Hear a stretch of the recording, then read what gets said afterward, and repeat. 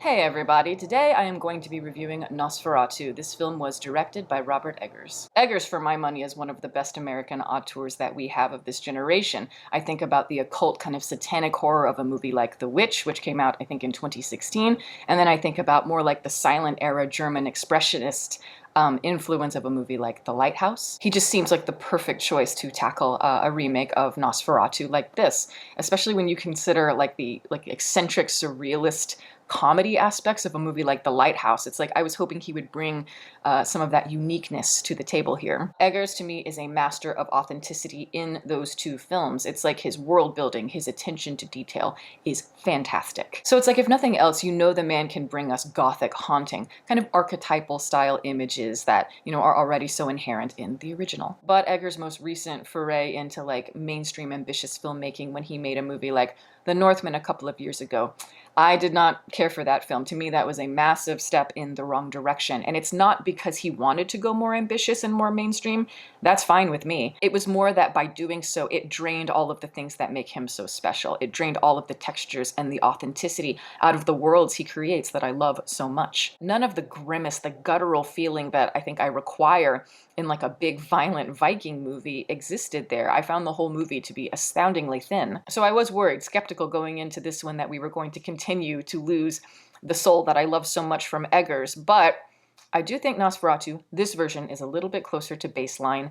I liked the film overall. It is entertaining. It is a lot better than The Northman, at least by my estimation. Is it near the level of quality of like The Lighthouse or The Witch? Absolutely not. I admit it's been a long time since I've seen the original film from 1922, probably like 15 years to be honest. So I can't, offer too much of like a compare and contrast to that. But I have to say, watching this new version in style, it definitely had the feeling of that silent era experience. It's like one image builds to another image, and I think the images do speak for themselves, and yet there is this building sense of dread that is connecting everything merely through inference, and I love that mood. It's fantastic. I always felt that silent films are the most cinematic because they're taking full advantage of the visual medium that film is. And so it's like when you see a stark, bold image in a silent film, the good ones, it's like you can feel the essence of everything underneath it. And in this movie, it's like you can feel the claw markings. It's like you can feel like concealed bruises, screams, shrieks from the madhouse. Film thrives when we're looking just at the simplicity of the image.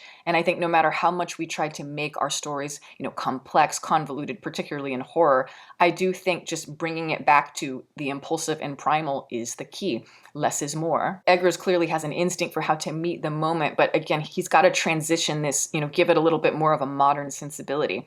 And so the images maybe aren't as still. You're going to see more controlled panning. I like the way the camera kind of stays with Nicholas Hoult as he is going up to the haunted castle. It feels like a nightmare, like a bad trip. I love Nicholas Hoult in this movie.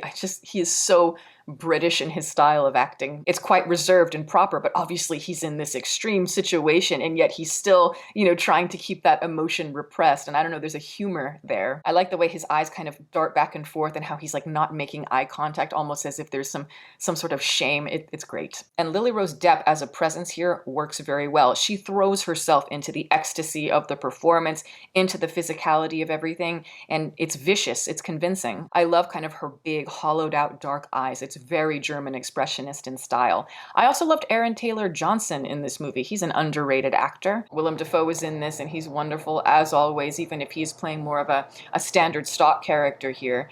So yeah, it's got all of the elements.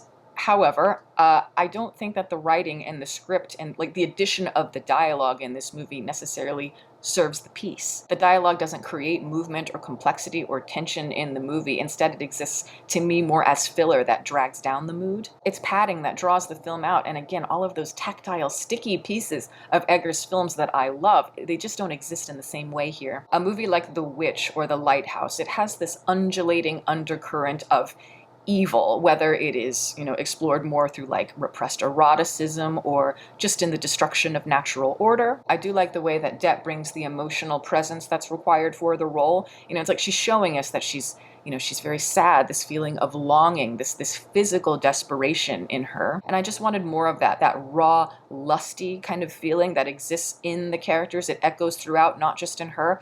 I would have liked to see more of that exist between her and the Holt character through their marriage. There's just something missing. I can't put my finger on it. A magnetic pull at the core of the film that I desire, an aching urge that's just not settling in for me. Because as much as I was enjoying the film as I was watching it, it did feel overly long and overly drawn out. I think we could have shaved a good 20 minutes off of this thing. And the ending to me wasn't as emotionally resonant as I think I wanted it to be, because so much of the rest of the movie wasn't filling in that dead space with some tactile energy. Again, that uniqueness that I wanted. It's brooding, it's fun, like I said. I think it's a great Christmas movie. You want to get out of the house for the holiday weekend, absolutely. But, again, there's just a cleanliness here that is distracting to me, and I guess I'm just not sure what the point is of this remake if it is going to be so close to the original, especially when the additional elements here are not enhancing the experience and are not really putting much of a spin on the interpretation. I still respect Eggers. I just don't think he's found a way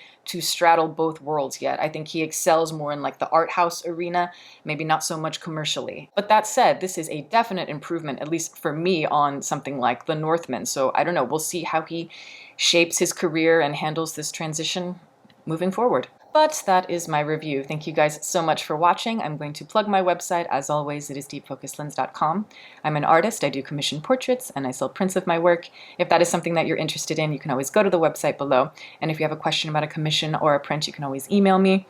My email is in the description box below as well. Also, I'd like to give a shout out to my patrons who are great. Guys, thank you so much for your support. Welcome to all the new members. If you are interested in supporting, the link for that is below, as well as the rest of my social media information. You can watch more videos here, and you can subscribe if you'd like. Catch you next time.